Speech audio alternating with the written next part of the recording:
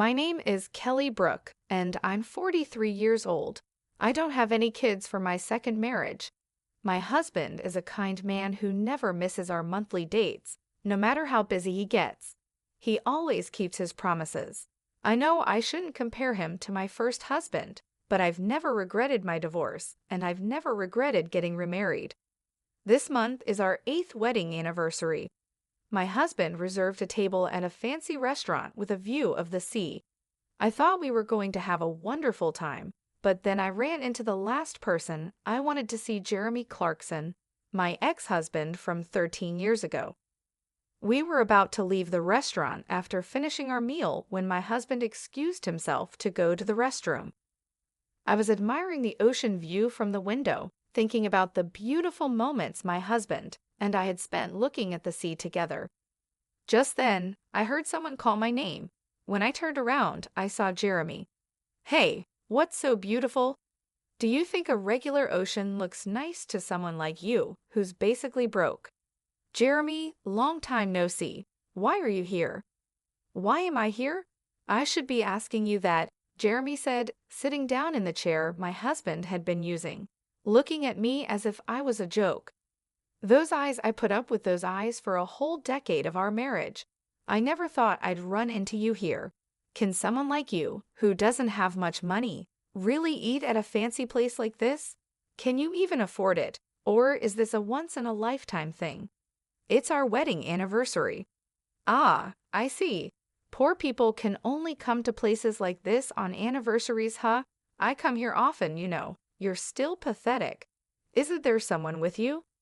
Yeah, there is. I just sent her to pay. You know, handling money is a woman's job. I thought to myself that he was still the same, always belittling women. Then I saw her his lover from 13 years ago. She had aged quite a bit. Her beauty was half of what it used to be, and she looked worn out from life. I guess Jeremy has been living the good life while his wife suffers. You're still wearing shabby clothes, aren't you? Aren't you embarrassed to dress so poorly? Talking to such a terrible man like him makes me feel sick. I turned my eyes toward the restroom, hoping my husband would return soon, and there he was. He had been watching us for a while as I was talking to another man. Seeing the confusion on my face, he approached us. "Excuse me, do you need something from my wife?" "Your wife? This woman is your wife." "Yes, what do you need?" "You also look poor. I guess poor women always remarry poor men."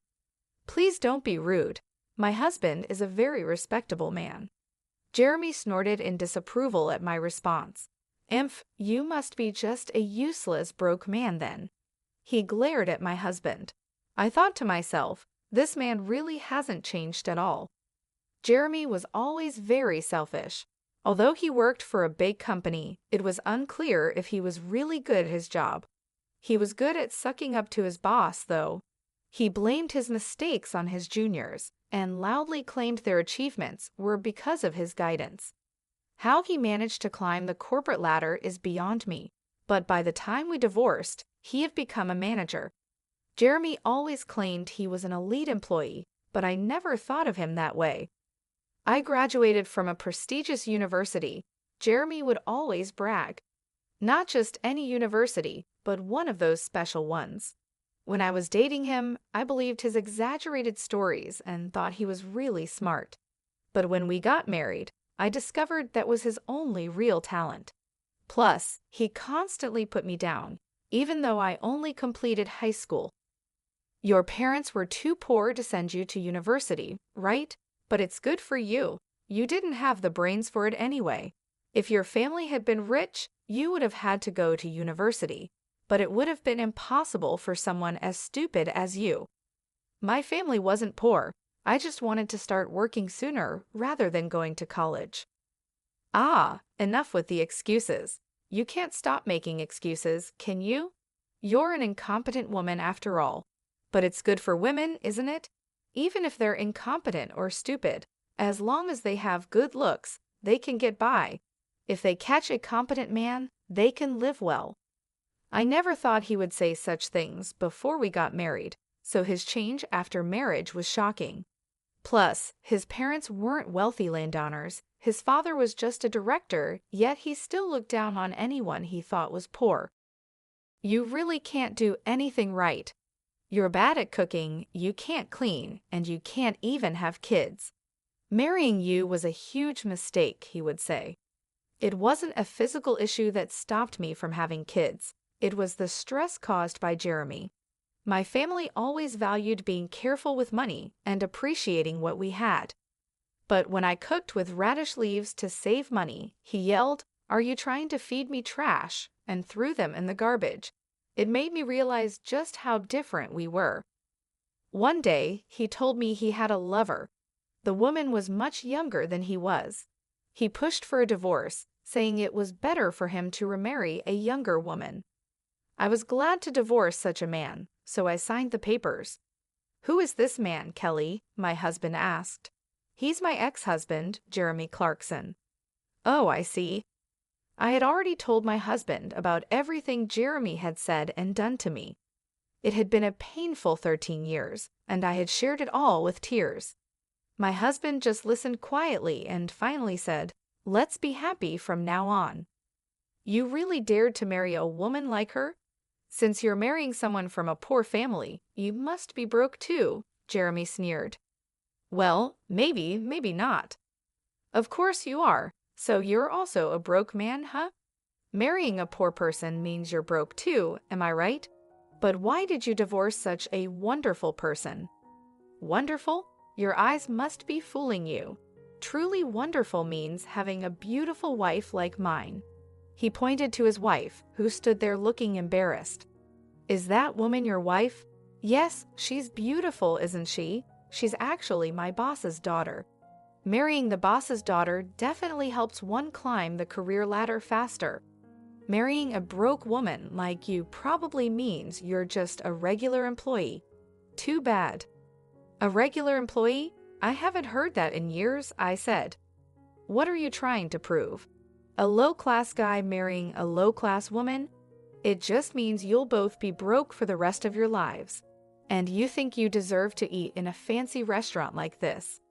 "This level of restaurant isn't a problem for us," my husband calmly replied. "Yeah, sure, if that's what you think," Jeremy scoffed. Just then, a waiter passed by, and my husband pulled out a black card, instructing him to settle the bill. Jeremy was surprised by the card, but tried to hide it, snorting again. "Is that a black card? Showing off a card like that here? You're not used to it, are you? You must have borrowed it from someone." Flashing the card around, "But later you'll have to pay back the person who lent it to you, right? I bet you're scared to spend money in a place like this. It's all just an act." Funny thing to say. Who would lend their card, I wonder? No matter how naive someone is.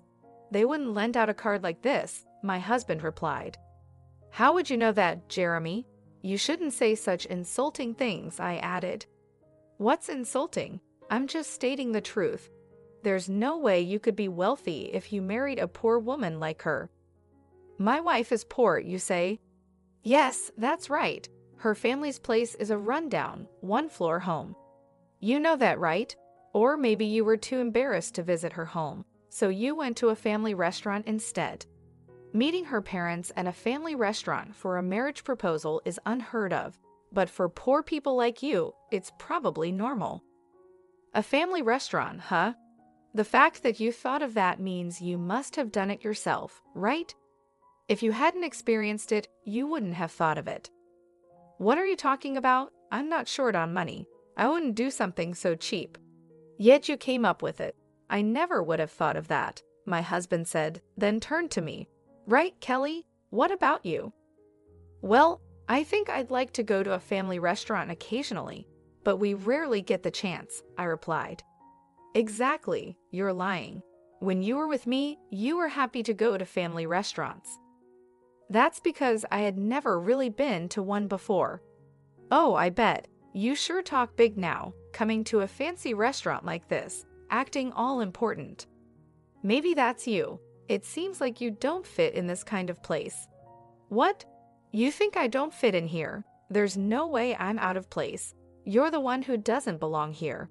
Do you even know who I am?" Why would I know you? If you want me to remember you, just become famous, my husband replied calmly. I am well known, but I guess it's impossible for someone like you to know me. You think I'm just a regular employee?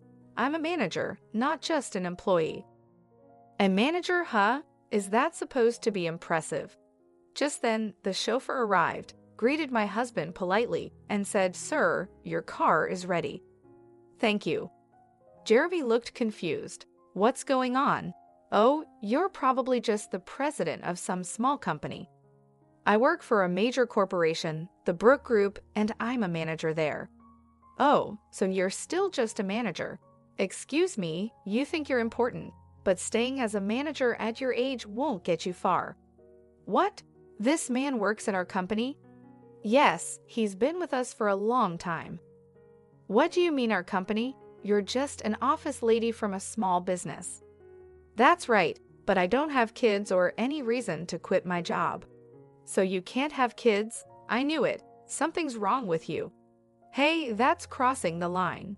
Kelly is perfectly fine, my husband said, standing up for me. If she's fine, why can't she get pregnant? Women are supposed to have kids. I don't need to explain that to you.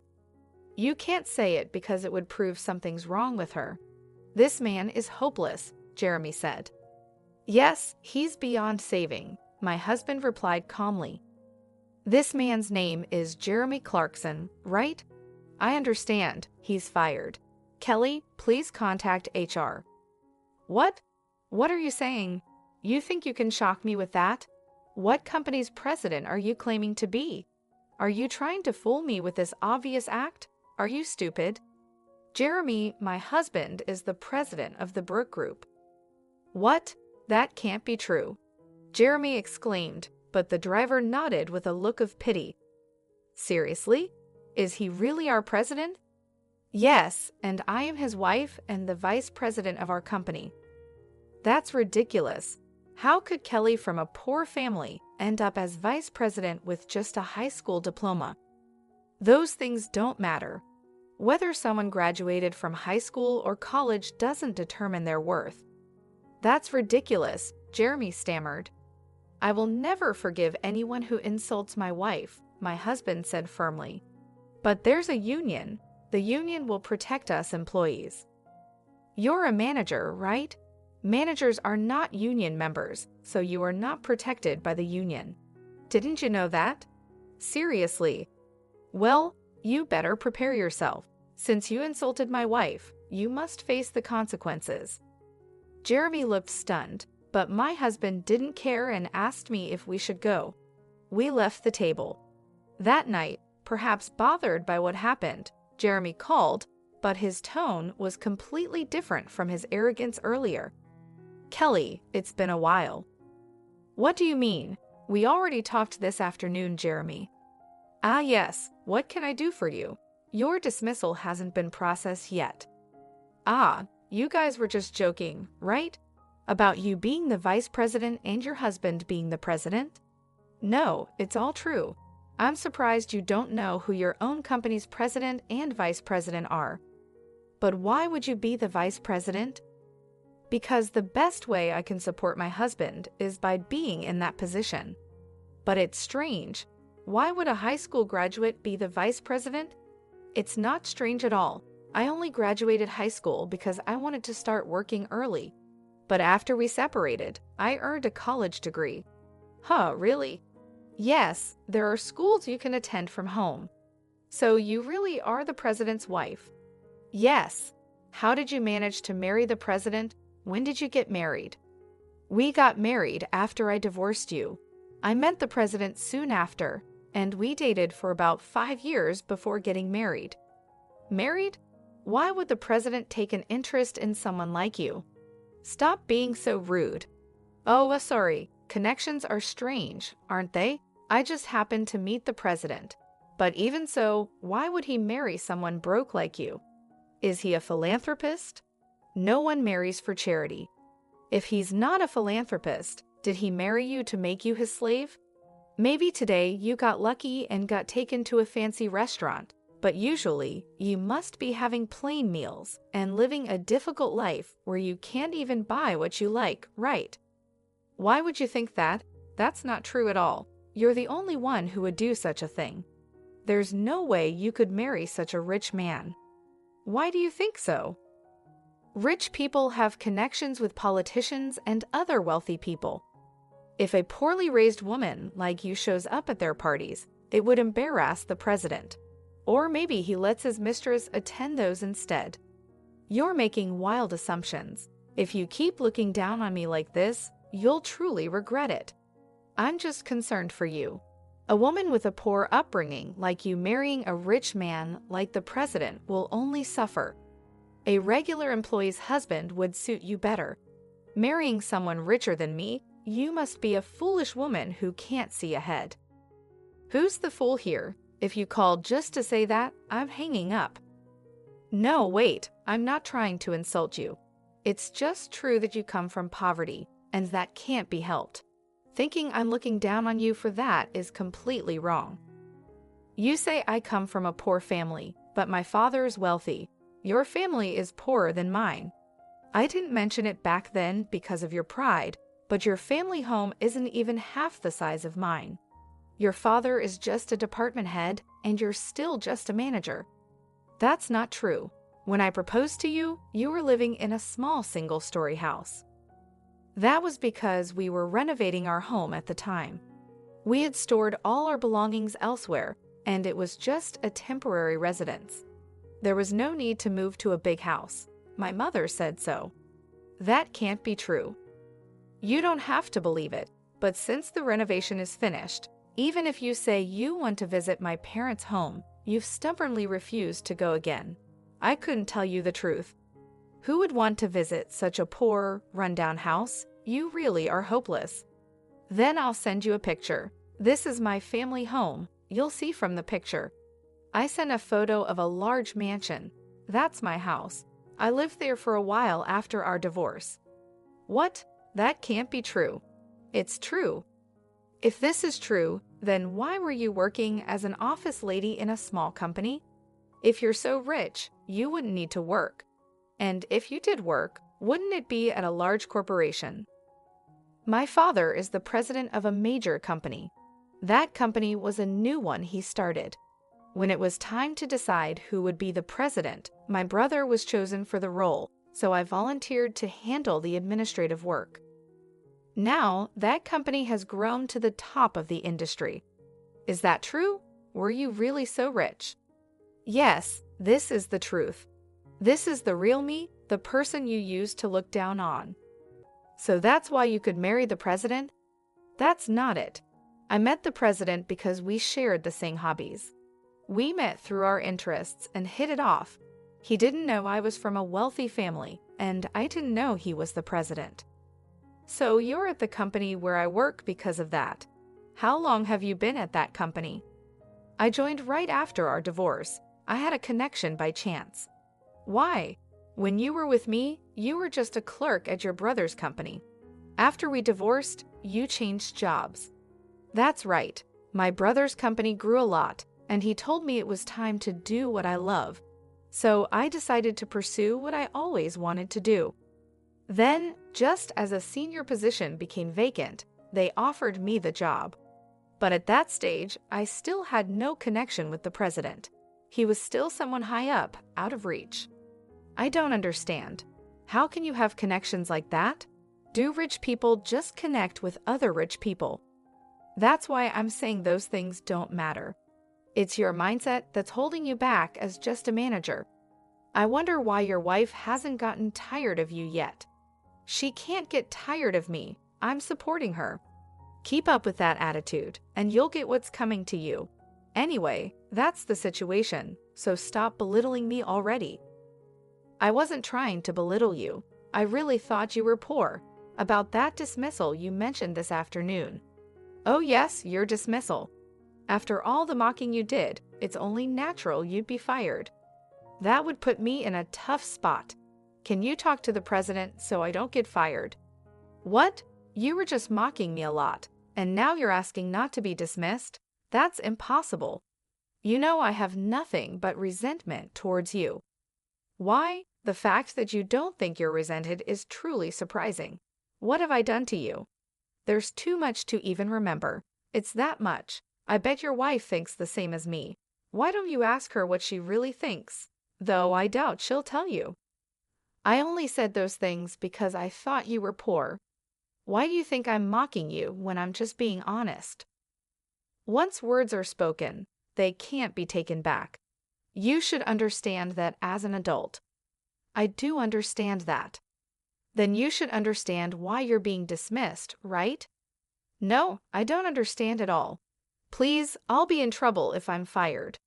If it were just about this afternoon, the president might have overlooked it, but then you had to call and ask all these questions.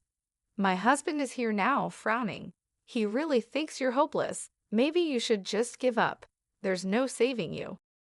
No, if the president is right there, why can't you just say something?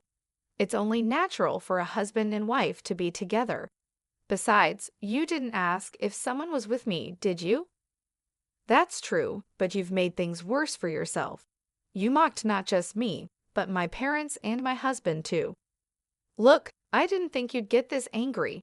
Please forgive me. If I had known you were wealthy, I wouldn't have said such mocking things. I won't say them again. Please forgive me. Just give up. I think your dismissal order will come down tomorrow. Wait, please. Jeremy's voice echoed on the other end of the phone, but I hung up and looked at my husband. The next day, Jeremy came to the president's office, looking pale with dark circles under his eyes. He seemed to be in really bad shape. I was in a meeting with my husband, the president, discussing business matters, but I was shocked by Jeremy's appearance. Jeremy, what's wrong? I'm very sorry. Jeremy apologized as he sat down on the spot. Jeremy, what are you doing? Please, please just don't fire me. What do you mean? My husband, the president, knew about the conversation from the previous day. He had guessed from my responses during the call, and I had told him everything Jeremy said after hanging up. As a result, his impression of Jeremy was very poor, and his anger was even greater than mine. I am truly sorry. I didn't know your wife was from a wealthy family. I think she is a perfect match for the president's wife. I also heard she graduated from university, even if it was through correspondence. She's a hard worker, unlike my own wife. So you decided she wasn't good enough for you and got rid of her, right? Jeremy looked up at the president, wondering how he knew such a thing. Of course, I've told my husband everything. We're married after all. Or do you and your wife not talk about your pasts? No, it's not like that. But that was a long time ago. I was young then. I thought Kelly was just a poor man's daughter, so I thought it was okay to have a mistress. How does it come to that? Is that why you think it's okay to commit sexual harassment or abuse your power? What do you mean? Don't tell me you haven't done it. There are complaints from your female coworkers. They say if our company doesn't handle it, they'll go to the police. Our company was just discussing what to do about it when your disrespectful remarks came yesterday. It's really hopeless, isn't it? That's right. I wouldn't have thought you were actually harassing or bullying, but after seeing you yesterday, it seems all too true. You don't even see women as people, do you? You think they're below you. No, I never. Even if that were true, firing me would be too harsh. Please show some mercy. Well, you do have a family. If you were fired, you wouldn't be the only one in trouble. That's right, exactly. My husband smirked and looked at me. So what do you think, Kelly? How about sending Jeremy to our Michigan? Wait, what? The Michigan is in a region with very few people and is practically unsustainable as a company. The former president, who came from that town, established the branch there to help the local people, but it's a lonely place with just one employee. The previous employee reportedly went mad from the loneliness. We want you to turn that branch around in 5 years. If you can do that, we'll bring you back here. Of course, if you can't, you'll spend your retirement in Michigan. Thank you, I appreciate it. Jeremy said, thinking it was an act of mercy from the president. He set off for the Michigan, but both my husband and I knew it was an impossible task. Working alone for a small number of town residents, it was clear there wouldn't be any profit to be made. Jeremy moved to the branch all motivated, taking his mistress, who had become his wife, with him. But she soon grew unhappy with the cold and isolation, and eventually she reached her limit. Jeremy's salary dropped significantly, and despite being called the branch manager, his pay was minimal. This led to daily arguments with his wife. Although he boasted that if he turned things around in 5 years, he could return to the head office, his city-bred wife didn't believe him. She left divorce papers behind and went back to the city. Jeremy tried his best for a year, but no matter how hard he worked, the population didn't grow, and no profits came. Eventually, he realized that no effort would change anything. In 2 days, he submitted his resignation. After leaving the company, Jeremy contacted his wife, but by then, she had found someone new. Not only was Jeremy ignored by her, but he was also beaten up by her new partner and ended up in the hospital. After being discharged, Jeremy looked for a job, but at his age, he found nothing and life became harder for him. He ended up living in a shabby, run-down apartment, and the only job he could find was as a nighttime store clerk. The man who had once boasted of graduating from a prestigious university now stood alone in a store at night. As for me, I continued to be cared for by my kind husband, enjoying another wonderful date this month. Marrying him changed my life so much, and I'm grateful that Jeremy and I divorced.